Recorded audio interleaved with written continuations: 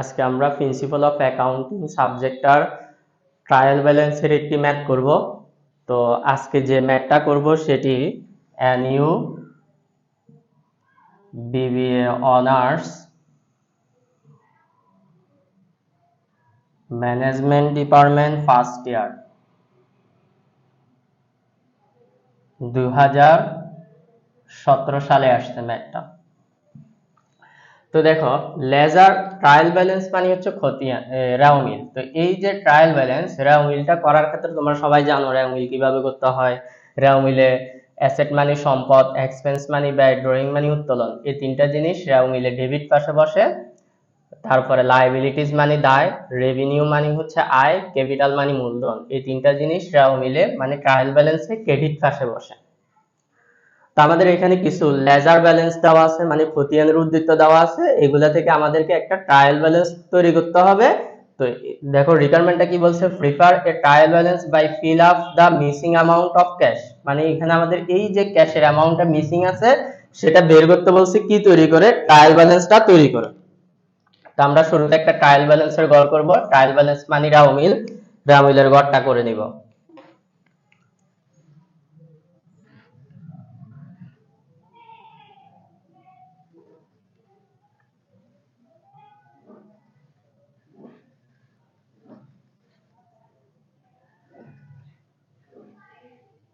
এখানে সিরিয়াল নাম, এটা হচ্ছে পার্টিকুলার বা অ্যাকাউন্ট টাইটেল,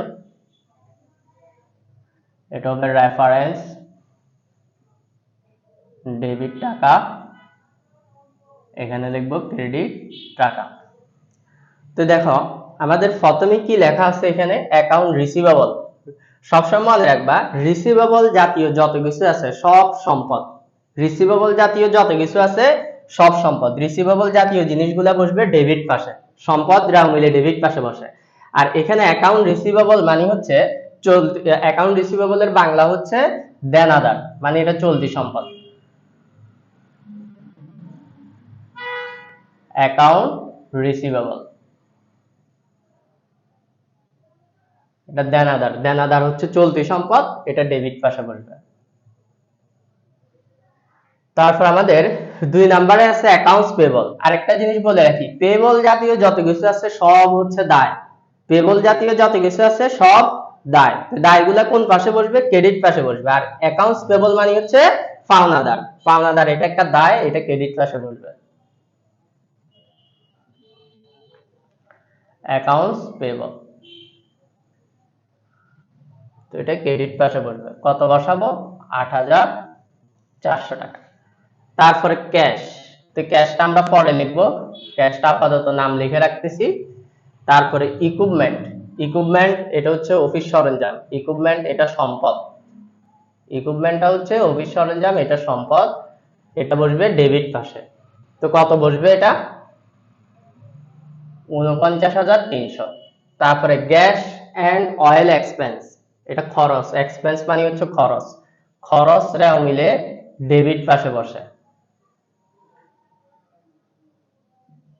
অয়েল এক্সপেন্স। এখানে টাকাটা হচ্ছে 600 টাকা।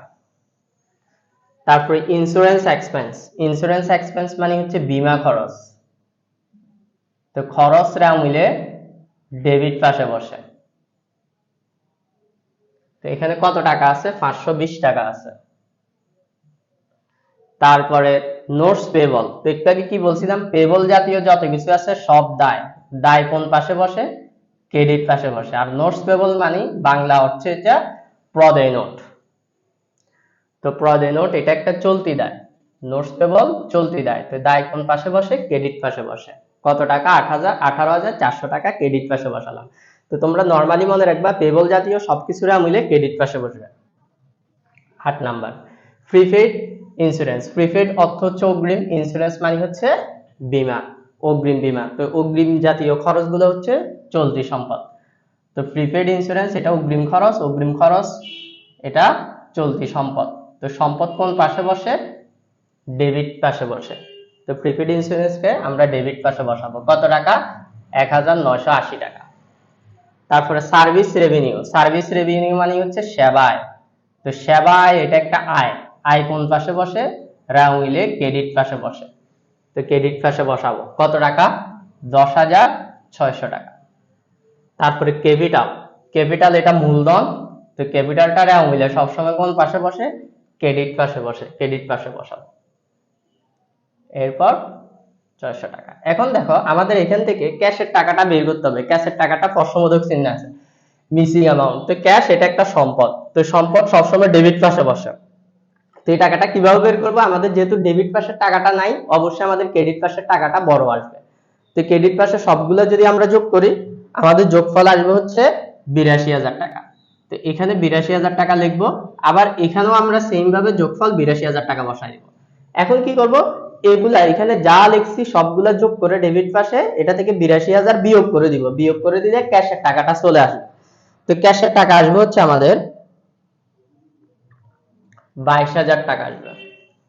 তো ক্যাশ 22,000 টাকা, এটা ব্যালেন্স ফিগার। তো এই হচ্ছে আমাদের ট্রায়াল ব্যালেন্স। তো ট্রায়াল ব্যালেন্স থেকে আমরা মিসিং অ্যামাউন্ট ক্যাশের টাকাটা কিভাবে বের করছি আশা করি তোমরা সবাই বুঝতে পারছো। তারপরেও যদি কোনো সমস্যা থাকে কমেন্ট করে জানাবা। আজকের মতো এতটুকুই, সবাই ভালো থাকবা। ওকে, আল্লাহ হাফেজ।